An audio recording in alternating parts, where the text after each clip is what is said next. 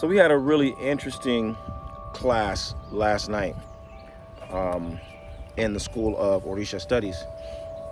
And in this class, I was reflecting on the way that we as a community, as African American learners, have traditionally gotten information, right?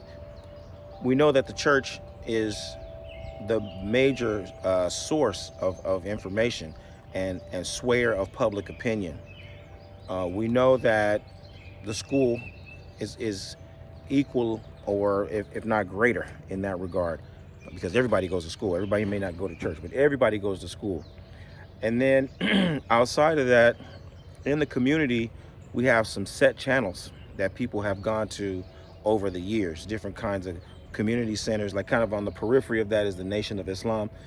You may not have been in the nation, but somehow or another over the years, you probably were exposed to the teachings of the nation. And depending on what kind of a inclination you have, you may have delved deeper into the nation and then derivative organizations, right?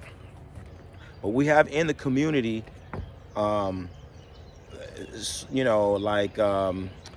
community education, right? That's not associated with the church or the mosque or the school or the government. It's just somebody is maybe doing something in their living room, or they may be going to a community center or something like that, and these become the community teachers, right? They put people up on knowledge. And so historically, let's say maybe 2 generations ago, those folks were actual scholars, and the people associated with them were getting direct contact with scholars like Dr. Ben, Dr. John Henry Clark, Leonard Jeffries, Naeem Akbar, Wade Nobles, Asa Hilliard, Francis Cress Welsing, et cetera, et cetera. These folks were actual scholars. And when I say actual scholars, I mean they were lettered, meaning that they had gone through a rigorous educational experience, and they had, in that process, produced academic quality writings, either books or articles, something of that nature, right? But they were trained to provide a certain level of information. Their data was processed at a high level. Now, they managed to produce ideas and promote those ideas out into the community. And so when they would do their tours or they would circulate their materials, people in various parts of the country were exposed to, these folks, either when they would come to town or in between them coming to their town.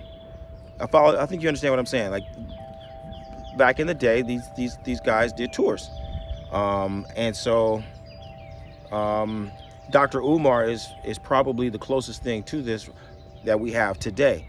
Someone who is actually scholarly, someone who has actually been trained and actually knows how to conduct research, and you know what I mean? And so it's an interesting reality, in that I'm hesitant because I don't want to sound elitist, and I don't want to sound like everything has to come out of the ivory tower, because I know that it doesn't. However, I'm just stating the facts that the way I understand it, that over the last 40 or so years, that's how knowledge has come through.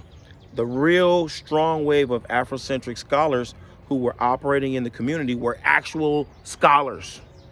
They were trained in the academy at a postgraduate level. But what they left behind was ideas. They left publications. They left videos and stuff like that.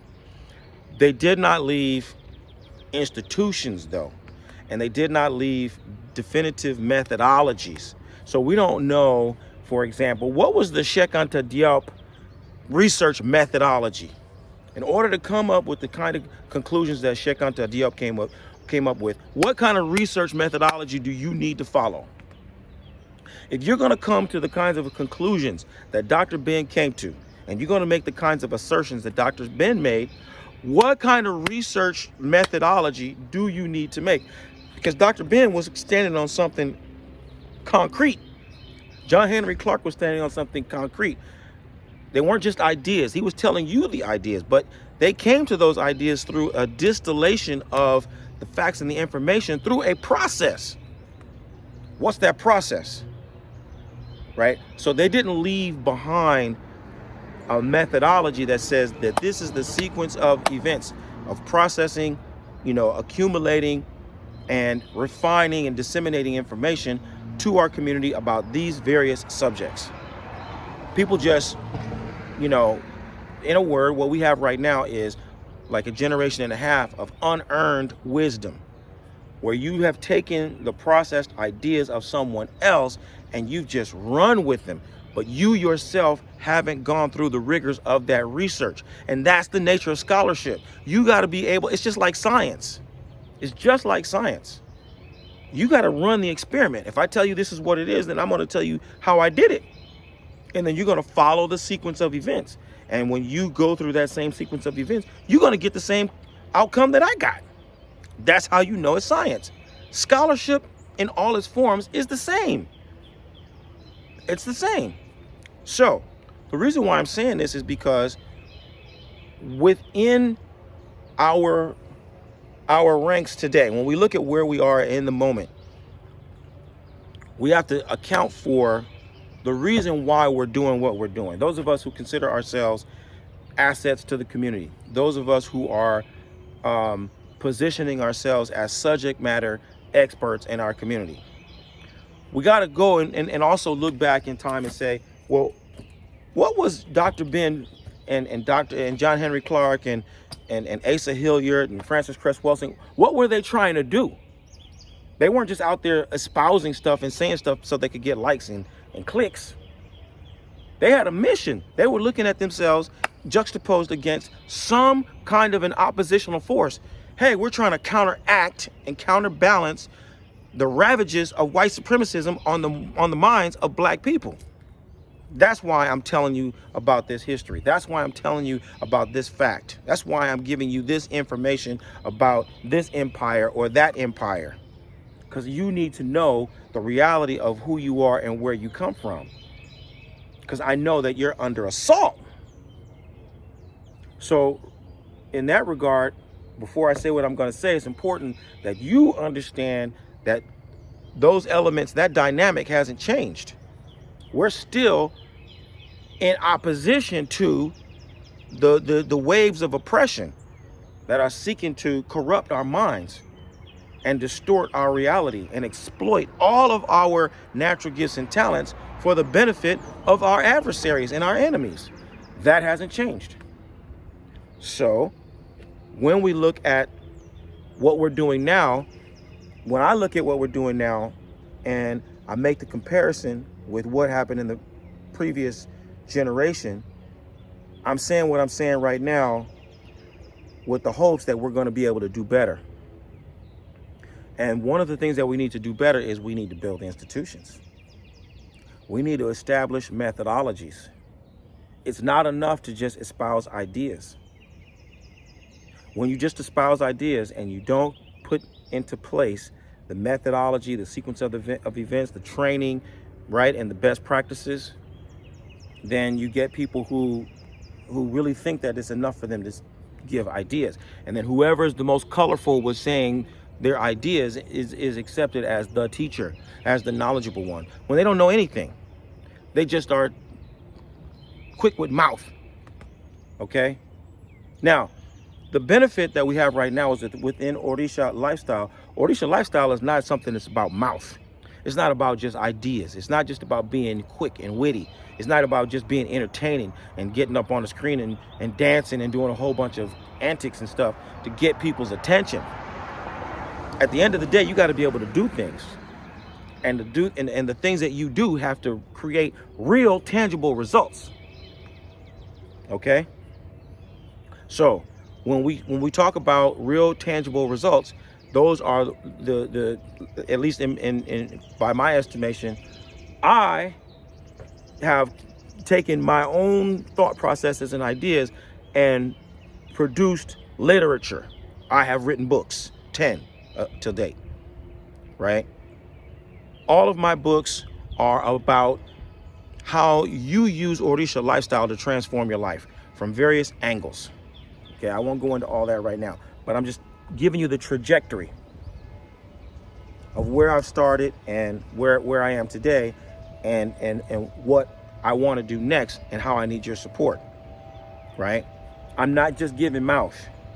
Okay, my ideas are formulated, they're organized, they're packaged, they're there for you to verify, they're there for you to practice.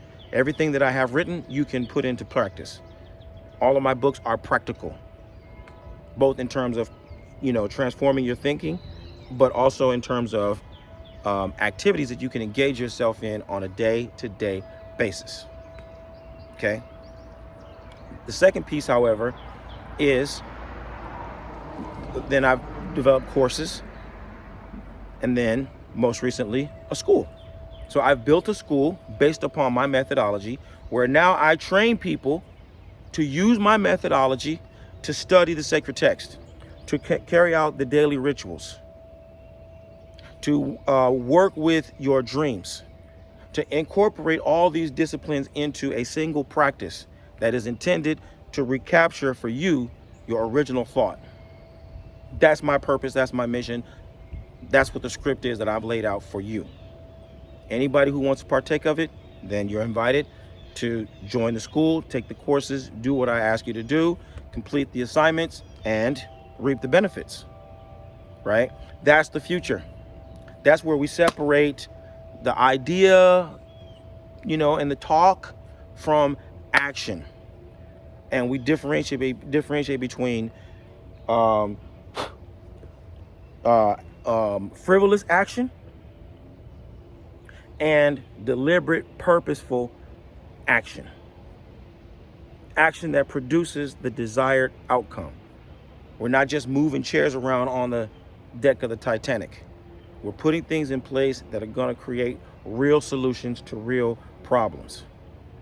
And again, the most important feature that I want to highlight for you is that what I am putting into place for our community today is an institution that is built upon best practices that you can replicate in your home, in your family, in your business, in your temple, not just now, but forever. What I'm teaching you in the institution is what your grandchildren will be able to teach to your great-grandchildren. That's my promise to you. That's my commitment to you. That's what I'm intending to establish through my efforts in the Orisa Lifestyle Academy and the School of Orisa Studies. So right now, the School of Orisa Studies is 200 and some odd strong. We're doing well. We got a nice enrollment and good involvement from the students who are there. And now we're branching out. We're expanding. We're building our first campus in Abeokuta, West Africa, and this is really in keeping with all of the great, scholars of old, especially people like Booker T. Washington. A lot of us don't know how involved Booker T. Washington was with establishing institutions in West Africa. People like Martin Delany. A lot of folks don't even know Martin Delany's name, right? But these were pioneering men of the turn of the century, of the Reconstruction era, who were practical about putting things in place that will enable our community to activate our natural gifts and talents and put our natural gifts and talents to work for our community to solve our real problems. Okay, and so the School of Orisa Studies is in keeping with those type of efforts and initiatives.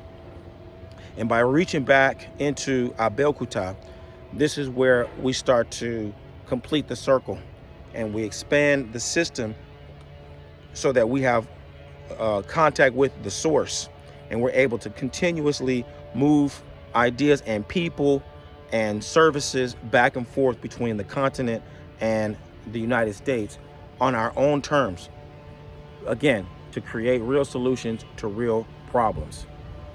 Not just ideas, but practical solutions that will be housed in an institution that will survive all of us. And this is the way that we can ensure that what we do today will help bring about the good condition for ourselves, for our families, for our lineage, and for our community. Not only now, but for many, many years to come. This is a message especially for the leaders. If you're someone who's ready to improve the world through positive influence, I want you to find out how Obafemi Origuwa and the Orisa Lifestyle Academy can help you take your practice and your life to the next level. Find out how you can support our initiative to build our school in Abeokuta and strengthen our community here in the United States in America. Visit me at obafemio.com or orishalifestyle.com. Let's start working together to help you live the medicine that will heal your life and heal the lives of those who you are destined to serve. I look forward to working with you. Bye for now. Odabo.